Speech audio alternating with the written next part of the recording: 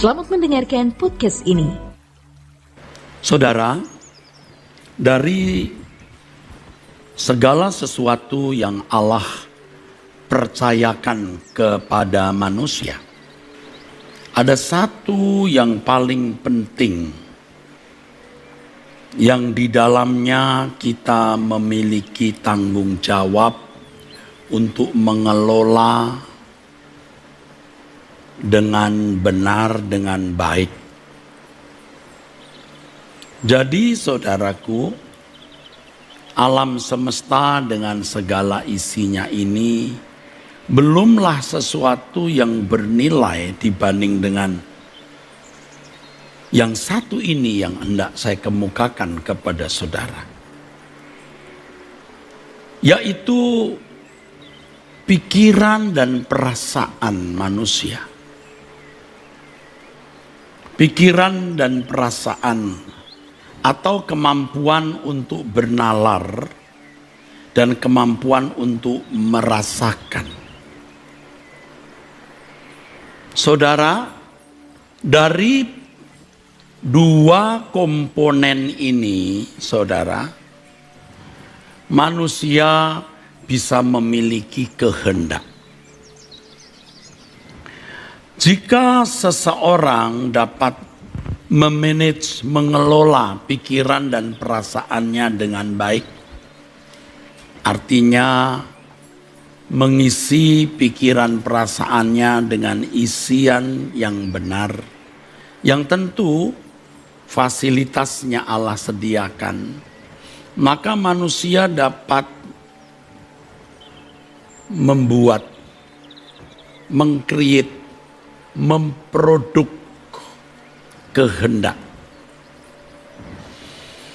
Dan kehendak manusia ini tentu nanti akan membuahkan tindakan-tindakan atau membuahkan perbuatan-perbuatan yang nyata, yang pasti akan dirasakan oleh dirinya sendiri, orang lain, alam, tapi juga Allah. Saudara, ini loh kepercayaan terbesar yang Allah berikan kepada manusia. Dari pikiran perasaan yang Allah berikan kepada manusia itu, manusia bisa memiliki kehendak. Dan kehendak manusia itu bebas, artinya manusia dapat meng-create, bisa membuat, bisa memproduk sendiri. Kualitas dari kehendak tersebut yang nanti akan melahirkan perilaku atau perbuatan itu tergantung dari individu tersebut, saudara. Kalau seseorang mengelola pikiran perasaannya dengan benar, maka ia dapat membuahkan kehendak yang benar. Dari kehendak yang benar, maka akan terekspresi dalam perilaku atau tindakan. Yang satu ini Allah tidak intervensi. Itulah sebabnya Allah berkata kepada manusia pertama, kamu boleh makan semua buah di taman ini kecuali yang satu ini. Ya.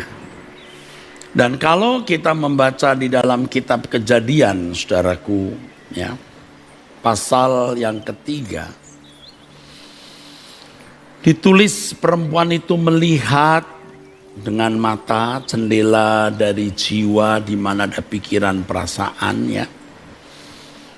Perempuan itu melihat, ini jendela jiwa di mana jiwa ada pikiran dan perasaan. Bahwa buah pohon itu baik untuk dimakan dan sedap kelihatannya. Ya. Pikirannya bermain. Lagi pula pohon itu menarik hati, perasaannya bermain. Saudara, dan manusia mengambil keputusan dari kehendaknya. Jadi kejatuhan manusia ke dalam dosa berangkat dari kegagalannya memanage pikiran dan perasaan tersebut. Ini ringkasnya, saudaraku. Dari hal ini manusia tidak mampu memproduk kehendak yang sesuai dengan apa yang Allah ingini. Dan tentu saja manusia yang tidak mampu memproduk kehendak sesuai dengan apa yang Allah ingini menjadi manusia yang tidak berkualitas. Kualitas manusia itu kualitas human being. Human being, bukan divine nature. Itulah sebabnya dalam Roma 3 ayat 23 dikatakan semua manusia telah kehilangan kemuliaan Allah, bukan kemuliaan manusia. Manusia masih bisa memproduk kehendak yang baik dalam kualitas manusia, bukan kualitas Allah. Maka manusia tidak memiliki keagungan Allah, kemuliaan Allah. Manusia pertama yang memiliki keagungan kemuliaan Allah itu Yesus. Yang di dalam Yohanes 1 ayat 14 disaksikan oleh murid-muridnya, di mana Yohanes mewakili murid-muridnya, saudara, mengatakan satu pernyataan, dan ini benar, saudara. Ketika dia berkata, dan kita, artinya bukan hanya Yohanes, tapi juga murid-murid Tuhan Yesus pada waktu itu dan orang-orang percaya pada waktu itu telah melihat kemuliaannya. Kemuliaan Allah, saudaraku. Nah, saudaraku sekalian, dari pikiran perasaan manusia ini, saudara, bisa dihasilkan sesuatu yang bernilai tinggi, bernilai kekal. Kalau ibarat tambang, saudara, bisa ditambang dengan kekayaan yang tidak terbatas. Ya tergantung apakah seseorang mengelola dengan baik pikiran perasaannya atau menambangnya dengan baik, sehingga pikiran perasaan manusia itu menjadi berkualitas tinggi, bernilai tinggi, dan dapat menghasilkan kehendak. Dan setiap kehendak yang dihasilkan selalu sesuai dengan pikiran perasaan Allah. Manusia yang telah kehilangan kemuliaan Allah, artinya manusia yang telah jatuh dalam dosa, tidak mampu ya memproduksi kehendak yang selalu sesuai dengan pikiran perasaan Allah. Itulah sebabnya Yesus datang memberi keselamatan, artinya agar manusia diberi kemampuan untuk kembali bisa mengelola pikiran perasaan sesuai dengan standar yang Allah inginkan, seperti rancangan semula, sehingga manusia bukan hanya memiliki gambar Allah, yaitu memiliki komponen pikiran dan perasaan, tapi manusia juga memiliki keserupaan dengan Dia. Jadi keselamatan dalam Yesus Kristus itu fokusnya untuk hal ini, saudara. Itulah sebabnya dalam Filipi pasal 2 dikatakan, hendaknya kita memiliki pikiran perasaan Kristus. Pikiran perasaan yang diurapi, dalam hal ini Yesus Kristus. Yesus Kristuslah manusia pertama yang bisa memiliki kemuliaan Allah itu. Dan di dalam Roma pasal 8 ayat 28-29 dikatakan, dia menjadi yang sulung. Di balik pernyataan itu, saudaraku, ada panggilan agar kita wajib, mesti, dan memang bisa seperti dia. Karena dia bisa menjadi yang sulung. Keselamatan memiliki fokus tekanan agar kita memiliki pikiran perasaan Kristus. Pikiran perasaan yang serupa dengan Allah. Jadi tidak berlebihan dan tepat. Kalau yang mulia Tuhan kita Yesus Kristus berkata, kamu harus sempurna seperti Bapa. Inilah kabar baik. Jangan mengubah isi kabar baik dengan yang lain. Ini kabar baik. Bahwa tambang hidupmu bisa digali dan menemukan kekayaan yang tidak terbatas. Kalau tidak ada keselamatan dalam Yesus Kristus, manusia telah terkurung dalam hukum dosa. Bukan hukuman dosa, hukum dosa. Kalau dosa diartikan kemelesetan, manusia tidak bisa tidak meleset. Itulah yang dikatakan oleh Martin Luther, non posse non picare. Manusia tidak mampu mencapai ketepatan. Kalau analoginya dengan tambang tadi, tidak mampu mengelola tambang hidupnya guna menghasilkan kekayaan standar, kekayaan yang Allah inginkan.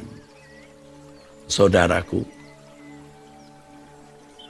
jadi apa yang Tuhan tanam di dalam diri manusia sejak manusia diciptakan itu luar biasa. Adam gagal, keturunannya gagal. Tidak ada seorang pun yang bisa menemukan kembali kekayaan di dalam dirinya. Tuhan kita Yesus Kristus, manusia sempurna, the only perfect man yang menemukan itu. Jadi kalau kita ikut Yesus, dia menjadi yang sulung, artinya kita harus menemukan kekayaan itu seperti dia menemukan. Kemarin waktu saya memberi seminar yang berjudul The Lost Christianity, saya berbicara jelas bagaimana yang mulia Tuhan kita Yesus Kristus bisa berbuat dosa, tapi tidak berbuat dosa. Dan saya sudah membuktikan dalam berbagai ayat di dalam Alkitab. Saudaraku, ia berjuang. Ibrani pasal 5 ayat 7 sampai 9. Ya saudaraku, dia belajar taat. Belajar. Namanya belajar itu artinya dari tidak cakap atau kurang cakap menjadi cakap. Setelah sampai kepada kesempurnaan baru dia menjadi pokok keselamatan. Jadi penggubah. Jadi model. Jadi contoh. Jadi Kristus yang diurapi.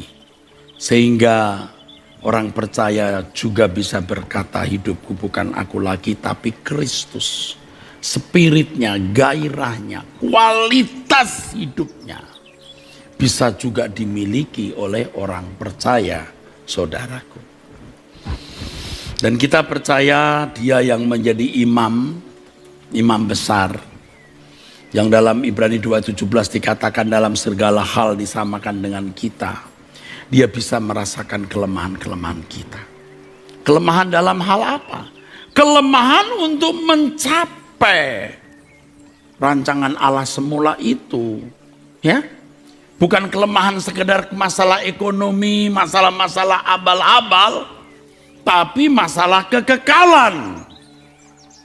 Jangan fokusnya kepada perkara-perkara ecek-ecek, abal-abal, masalah miskin. Tapi kelemahan yang terkait dengan bagaimana manusia dapat menemukan kembali ya kualitas hidup seperti yang Allah rancang sejak semula. Yesus dapat mengerti. Makanya kalau Yesus dikatakan tidak bisa berbuat dosa, Dia tidak mengerti kelemahan kita karena dia tidak jadi manusia normal. Manusia ajaib. Ingat, Adam bisa berbuat dosa dan berbuat dosa. Yang menebus harus manusia 100% yang juga bisa berbuat dosa, tapi tidak bisa berbuat dosa. Nah, saudaraku. Jadi sekarang kita harus sadar bahwa di dalam diri kita ini ada kekayaan yang luar biasa. Ya? Nah, seringkali yang kita pahami bahwa kita berharga di mata Allah karena satu, Allah memang sayang. Dua, kita makhluk kekal. Oh iya, memang itu benar. Tapi apa artinya sih makhluk kekal kalau tidak berkualitas? Yang berharga itu yaitu ketika kita masih hidup di bumi ini, pikiran perasaan kita bisa diolah sehingga menghasilkan pikiran perasaan yang berkualitas tinggi dan dalam seluruh kehendaknya sesuai dengan pikiran perasaan Allah. Nah, yang ini boleh hidup selamanya. Kalau tidak, buang. Aku tidak kenal kamu karena kamu tidak melakukan kehendak Bapa. Itu maksudnya, saudara.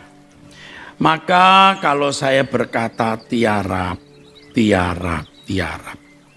maksudnya kita periksa diri dulu deh, ya. Kesibukan apapun harus dianggap tidak berarti dibanding masalah diri kita. Ini loh, masalahnya di sini. Orang-orang seperti saya bisa meleset, sibuk organisasi, sibuk di sekolah tinggi teologi, sibuk di sinode, sibuk macam-macam, sibuk. Sampai tidak mengelola secara benar, secara proporsional diri sendiri. So, mampus saya, saudara. Saya nggak mau. Saya takut itu, saudara. Ya, ibarat tanah liat. Ya, mumpung masih basah, bisa dibentuk, punya waktu, ada anugerah kesempatan, gunakan. Kalau tidak, buang. Tidak berharga. Itulah sebabnya Paulus kepada anak rohaninya Timotius yang dimulai dengan nasihat, jangan seorang pun menganggap engkau rendah karena engkau muda. Ini bukan rendah ekonomi atau rendah pangkat atau rendah gelar.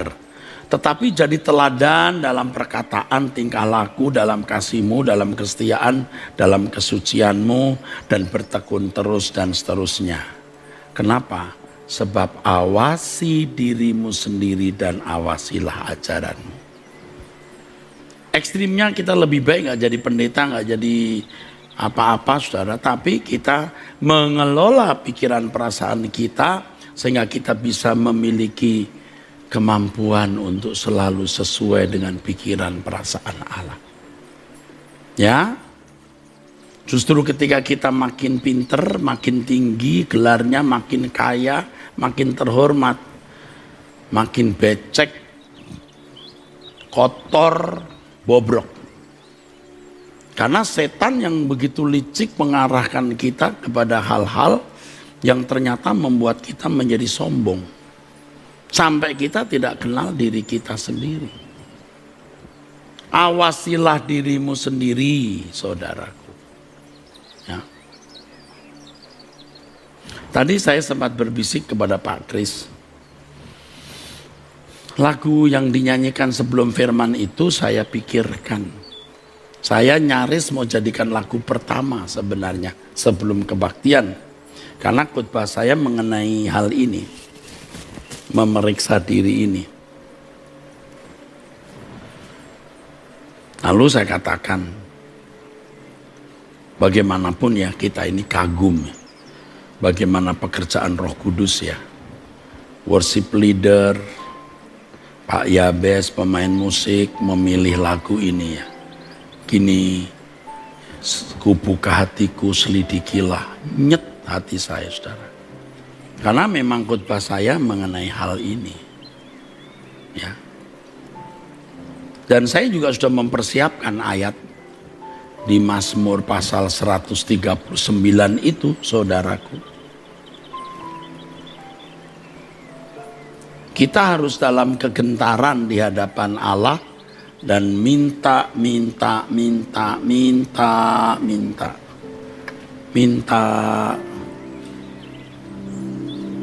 Selidiki aku ya Tuhan. Jangan sampai aku menutup mata baru ketahuan di mana bobrokku, di mana belangku, kesombongan terselubung, kebengisan terselubung, kelicikan terselubung, mengerikan.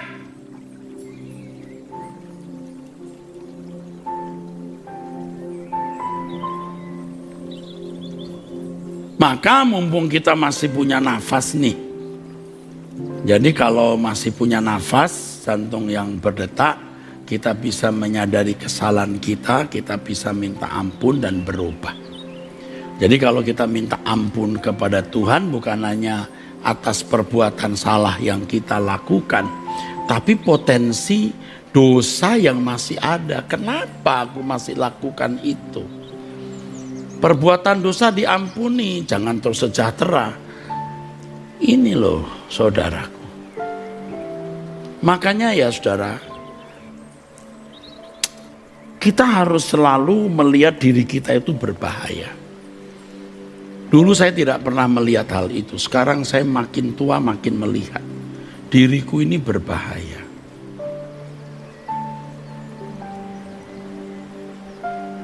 Mungkin kita tidak bisa dijatuhkan oleh uang, oleh wanita cantik kalau pria ya, atau seks. Tapi pride, kesombongan, kebencian, kemarahan terselubung, dan lain sebagainya.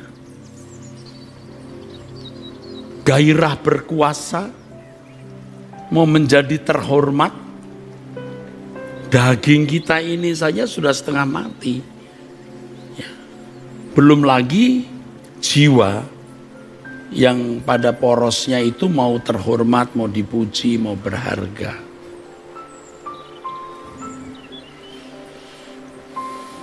Makanya kita harus tulus menyanyi lagu ini. Saudara ya, di dalam kitab Wahyu itu ada satu ayat yang dikatakan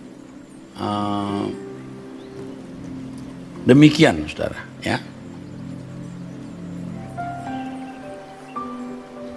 Dan anak-anaknya akan kumatikan dan semua jemaat akan mengetahui bahwa akulah yang menguji batin dan hati orang, dan bahwa aku akan membalaskan kepada kamu setiap orang menurut perbuatannya.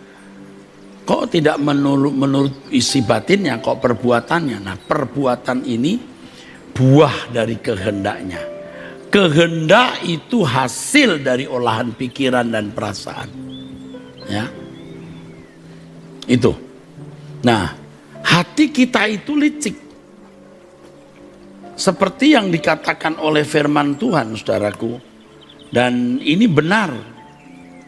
Betapa liciknya hati, lebih licik daripada segala sesuatu.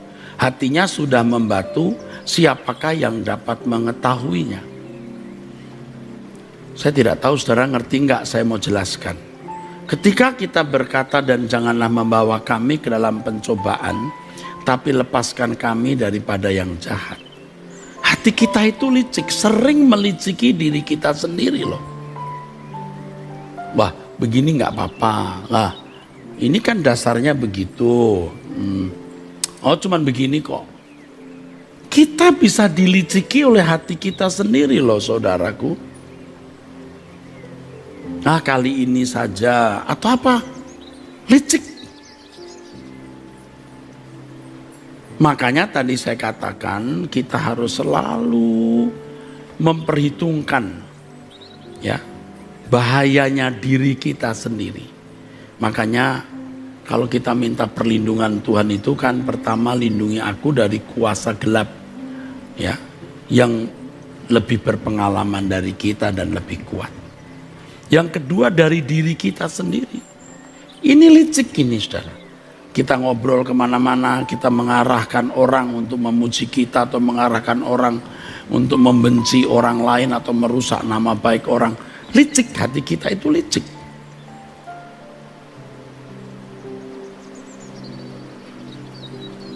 Canda-canda yang tidak kudus. Ya, seorang pria yang mau memikat wanita atau sebaliknya wanita yang mau memikat pria. Licik. Lindungi aku dari diriku sendiri, lindungi aku dari pengaruh dunia yang jahat, lindungi aku dari wabah, bencana, malapetaka yang tidak mendewasakan, dan terakhir lindungi aku dari orang yang bermaksud jahat kepadaku. Awasi dirimu. Artinya kamu itu punya kualitas seberapa? Karena kalau pikiran perasaan saudara hanya diisi oleh berbagai asupan dari dunia ini, saudara jadi impoten, jadi lemah, weak, untuk kuat melahirkan kehendak yang sesuai pikiran perasaan Allah. Kalau kita terus mengalami pembaharuan pikiran seperti di dalam Roma 12 ayat yang kedua, sehingga kehendak-kehendak kita itu selalu sesuai dengan pikiran perasaan Allah, walau mungkin belum diterbitkan istilahnya, belum diekspresikan, belum melahirkan, menelorkan perbuatan. Bapak disengat. Kok ada ya orang yang hatinya klop dengan aku? Kalau sebelum COVID, Rehoboth ini ada kecenderungan mass product. Jadi produksi massa. Nah, hasilnya juga bisa abal-abal. Walaupun 1, 2, 3, 4, 5, 6 bisa saja serius lalu memberi diri digarap oleh Allah. Tapi setelah COVID selama 1 tahun lebih ini, ketika kita mulai sadar bahwa yang penting itu individu yang digarap untuk bisa menjadi man of God, manusia Allah, saya mengajak saudara untuk serius. Ya, kita menjadi seperti handmade, buatan tangan Allah. Ya, manusia bisa punya pabrik batik dalam sekejap, 1 hari 2 kilometer kain dibatik 2000 meter. Tapi kalau Tuhan yang mengukir dengan tangannya, saudara, waduh, 70 tahun itu jadi lukisan. Karena pikiran perasaannya itu kalau punya kehendak selalu menyengat Tuhan, menyenangkan Dia. Di dalam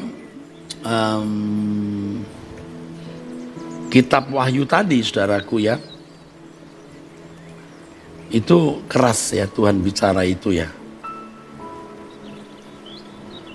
Anak-anaknya akan kumatikan dan semua jemaat akan mengetahui. Wah, ini keras sekali. Jarang Tuhan bicara sekeras ini. Aku menguji batin dan hati orang.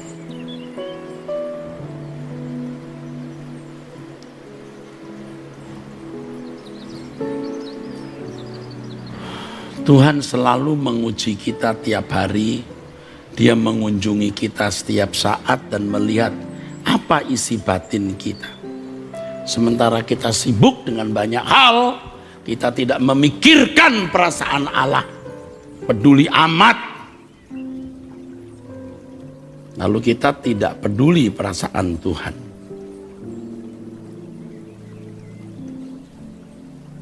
Kita mesti bertobat ini.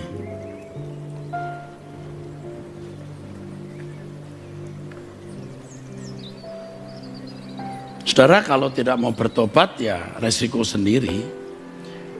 Ya. Kalau saudara hanya beragama Kristen itu masih potensi besar masuk neraka. Sebab Tuhan menguji batin. Jangan berhenti berubah. Dan memang perubahan orang tidak ada orang bisa tahu dengan tepat. Wah, dia mah gak berubah, siapa yang bilang? Tuhan yang tahu. Lebih baik kita gak jadi apa-apa, ingat. Tapi kita punya hati itu berkenan. Punya perasaan berkenan. Dan yang dihasilkan dari pikiran perasaan itu bagai simfoni yang merdu terus. Pedupaan yang harum di hadapan Allah. Bukan hanya pujian kita dengan syair lagu, tetapi setiap kehendak yang dilahirkan di dalam diri kita, walaupun belum ditelurkan dalam perbuatan, itu sudah menyenangkan hati Bapa di surga. Saya sering berkata begini, Tuhan bertanya, tidak selalu tapi termasuk sering, sebenarnya apa yang kau kehendaki? Allah terlalu besar dan kuat. Ia bisa tidak membutuhkan aku. Sopo aku ini, siapa? Seberapa hebat aku ini? Siapa?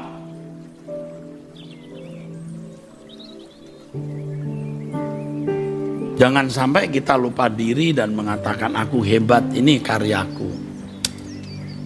Saudara, belum tentu itu menyenangkan hati Allah. Karena kita bisa melakukan semua karya kita dengan berbagai agenda di balik semua karya kita. Tetapi kalau hati kita tulus, mengasihi, menghormati Allah, mengasihi, menghormati Bapa di surga, lalu melahirkan kehendak-kehendak yang attract hati Tuhan. Masih ada ya manusia seperti ini. Masih ada ya manusia seperti ini. Itu mestinya menjadi ambisi kita. Jangan ada ambisi lain. Kita itu pasti mati. Pasti mati. Pasti mati. Pasti menghadap tahta pengadilan Kristus. Pasti. Mikir nggak nanti kalau kita di hadapan pengadilan Kristus, segala sesuatu yang kita lakukan itu telanjang dibuka. Dan pada hari itu kata Tuhan Yesus, aku akan berterus terang, homologeo, to declare, aku akan mendeklarasikan.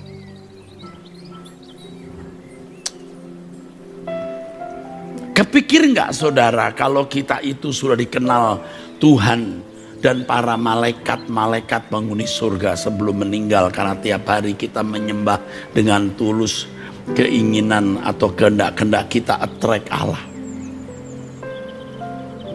Tidak berlebihan, saudara meninggal pasti dijemput malaikat kudus. Pasti dibawa ke Hades yang nyaman, dibawa ke Firdaus. Nggak berlebihan kalau suatu saat saudara meninggal, ya saya meninggal, lalu malaikat bawa kita ke hadapan tahta Bapa dan Tuhan Yesus, lalu Tuhan berkata, ini pelayanku. Malaikat tepuk tangan, penghuni surga boleh tepuk tangan. Di bumi kita nggak punya nama, maka nama kita buruk, busuk, jelek. Nggak apa-apa, nunggu nanti di pengadilan Tuhan. Jangan nama kita mau baik-baiki, tapi di pengadilan Tuhan nanti kita berantakan. Ngeri saudara, ngeri saudaraku. Jangan sombong, tutup mulutmu, diam, tetap diam. Tetapi memeriksa diri, ada kekayaan yang harus diolah setiap hari, sehingga kita memiliki kecerdasan rohani. Kalau saya boleh meminjam kata genius. jenius untuk bisa mengerti apa yang baik, yang berkenan, dan yang sempurna. Makanya saudara-saudaraku, kita harus mau berubah, mau diperiksa oleh Tuhan. Kita harus mau telanjang sejak sekarang ini, dan setiap kali minta ampun yang kita persoalkan bukan hanya perbuatan yang telah kita lakukan, tetapi juga potensi dosa di dalam diri kita. Itu yang harus kita persoalkan dengan serius. Dan kita selalu memperhitungkan betapa berbahayanya diri kita ini. Supaya kita bisa mengendalikan diri kita dengan baik. Sementara itu kita bisa mengasuh firman yang benar. Hidup dalam doa setiap hari. Memiliki perjumpaan dengan Tuhan. Memperhatikan setiap peristiwa yang terjadi, yang melaluinya Tuhan mau menyempurnakan kita, mencerdaskan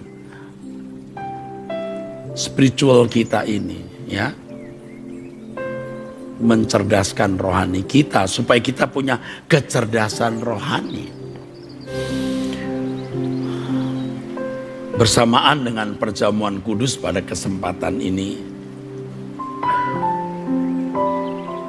kita mau mengakui keadaan kita, kesembarangan, kesembronoan kita, sehingga kita bersikap semenang-menang terhadap Allah. Kita mau berubah, kita mau bertobat. Kalau hari ini hari terakhir kita, paling tidak hari ini kita sudah bisa menyenangkan hati Allah. Paling tidak. Hari ini 18 April 2021. Kalau besok Tuhan tidak memberikan kita hari yang baru, hari ini kita sudah menyenangkan Dia.